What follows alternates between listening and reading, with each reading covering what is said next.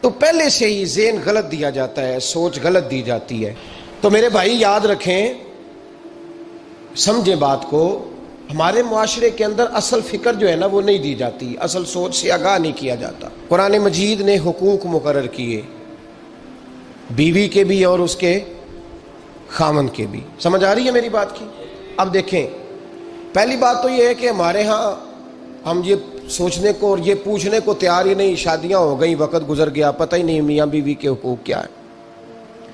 اس کے بعد اگلی بات یہ ہے کہ جس کو پتہ چل جاتا ہے نا، ایک تیسرا پہلو بھی ہے، اس کو سمجھ لیں تمہید کے طور پر بات عرض کر رہا ہوں۔ ہمارے زمانے میں لوگ حقوق دینے کے قائل نہیں، حقوق بولیے دینے کے قائل، آج تک سب حقوق لینے کے لیے احتجاج کرتے ہیں، اللہ کرے کو دینے کے لیے بھی احتجاج شروع کر دے۔ یہ احتجاج ہوتا ہی نہیں کہ میں نے حقوق دینے ہیں، احتجاج یہ ہے کہ میں نے حقوق۔ اچھا، اب میاں صاحب کو حدیثیں سنائی جاتی ہیں جب تو وہ گھر جا کے وہ والی حدیثیں سناتے ہیں جن میں خاوند کی شان ہوتی ہے، خاوند کی، اور بیوی نے بھی وہ کلپ نکال کے رکھا ہوتا ہے جس کے اندر سارے حقوق ہی عورتوں کے بتا دیے جاتے ہیں۔ وہ بھی اخبار کا وہ ٹکڑا سنبھال کے رکھتی ہے جس ٹکڑے پہ لکھا ہوتا ہے کہ اسلام عورت کو بڑے حقوق عطا کرتا ہے۔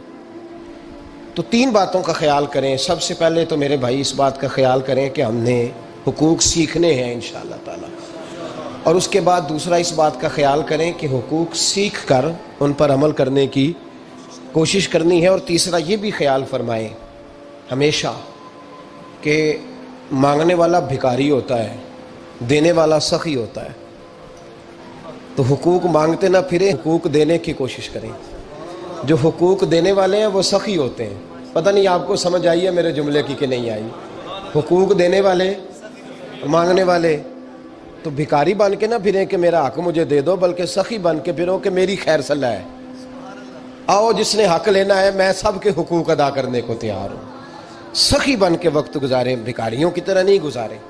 قرآن مجید فرقان حمید نے میاں بیوی کا جو رشتہ بیان کیا ہے نا، اس رشتے کو آپ سمجھیں جو قرآن پاک نے میاں بیوی کا رشتہ بیان کیا۔ کہن لباس لکم وانتم لباس لہن، فرمایا بیویاں تمہارا لباس ہیں اور تم ان کا لباس ہو، وہ تمہارا لباس ہیں اور تم، اللہ اکبر، کیسا خوبصورت لفظ قرآن پاک نے، ہن لباس لکم وانتم لباس لہن، فرمایا وہ تمہارا لباس ہے اور تم، سمجھ آ رہی ہے نا جی بات کی، وہ تمہارا لباس ہے اور تم ان کا لباس ہو۔ تین خوبیاں تو ہر لباس میں ہوتی ہیں، تین چیزوں کے لیے لباس پہنا جاتا ہے، تین چیزیں، تین قسم کی آسائشیں لباس میں پائی جاتی ہیں، اس پر تو تمام مفسرین کا اتفاق ہے۔ سب سے پہلی چیز، لباس جو ہوتا ہے وہ بندے کو گرمی اور سردی سے بچاتا ہے۔ سخت سردی میں لباس لے لیں تو بندہ سردی سے بچ جاتا ہے۔ اس کا مطلب یہ ہوا کہ میاں بیوی ایک دوسرے کا لباس ہیں۔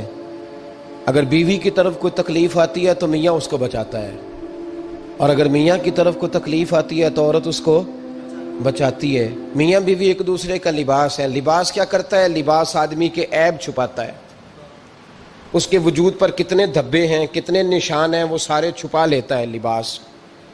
میاں بیوی ایک دوسرے کے عیب چھپانے والے ہوتے ہیں، عیب بتانے والے، رونا رونے والے نہیں ہوتے کہ بی بی جب بھی میکے گئی اس نے جا کے رونا شروع کر دیا، اتنی میں تانگو دوسرا ہے ہی کوئی نہیں۔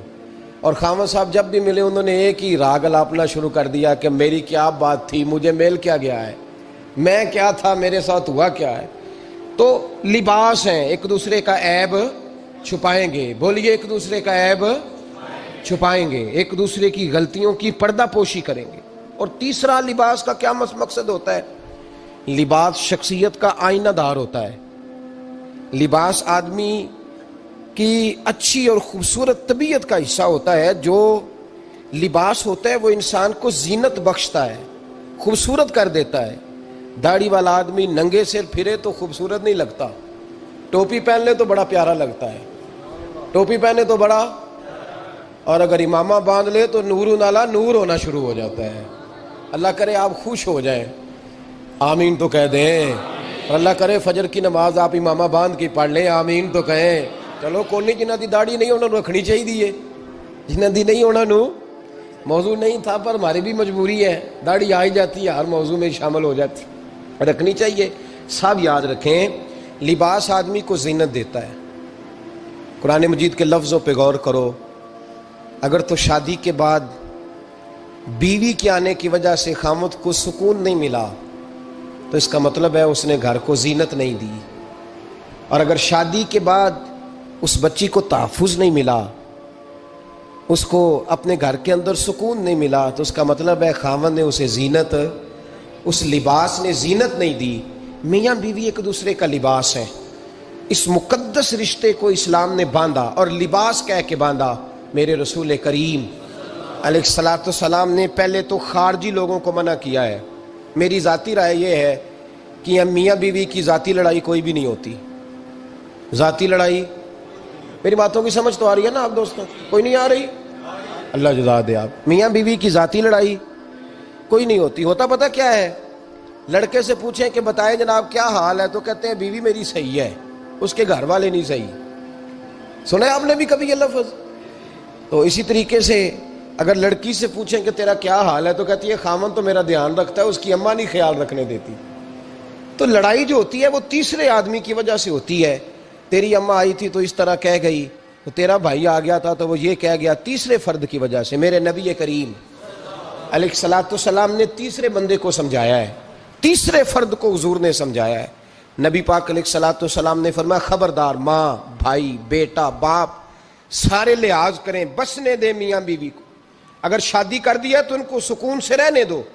تم دو جملے کہہ کے چلے گئے، کوئی عیب نکال کے جو چھپا ہوا تھا خاوند کی نظر میں وہ نکال کے بتا دیا کہ تیری بیوی یہ کام بھی کرتی ہے، اب تم تو ہٹ گئے وہ بات کہہ کے، اب انہوں نے اکٹھے رہنا ہے، ان کی زندگی مصیبت کا شکار ہو گئی، آزمائش میں آ گئے وہ دونوں، ساری زندگی کڑتے رہے۔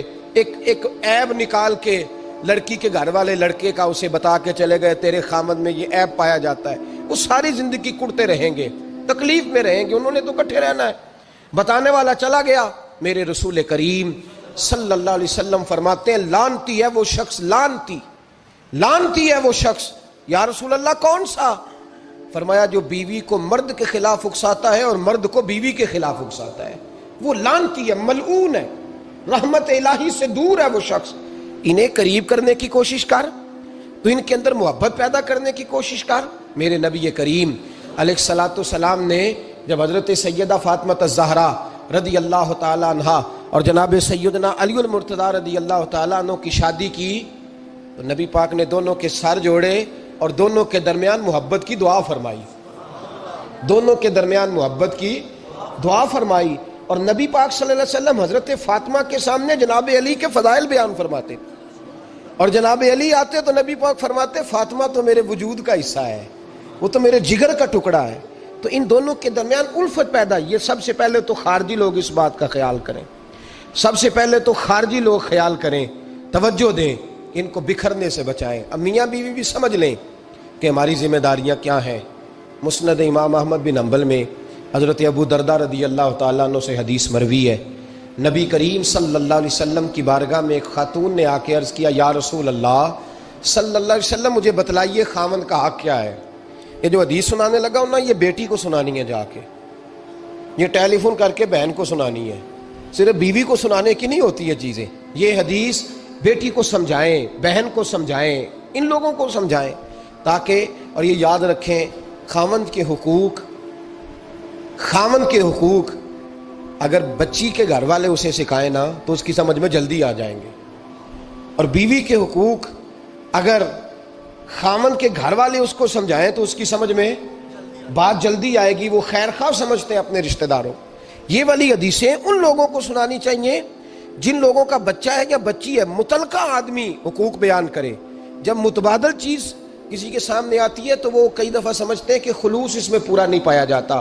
حضرت ابو درداء رضی اللہ تعالیٰ عنہ فرماتے ہیں ایک خاتون حضور کی بارگاہ میں آئی، عرض کرنے لگی یا رسول اللہ صلی اللہ علیہ وسلم میں نکاح کرنا چاہتی ہوں، شادی کرنا چاہتی ہوں، مجھے بتلائیے خاوند کا حق کیا ہے، اگر تو میں ادا کر سکتی ہوں تو میں نکاح کروں ورنہ میں اس کام سے بچوں۔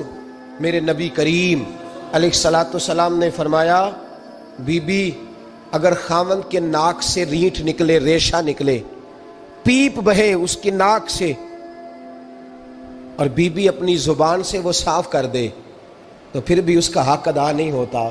حضرت ابو دردہ کہتے ہیں آنکھ کھول کے اس عورت نے دیکھا تو میرے نبی پاک نے اگلے جملے ارشاد فرمائے.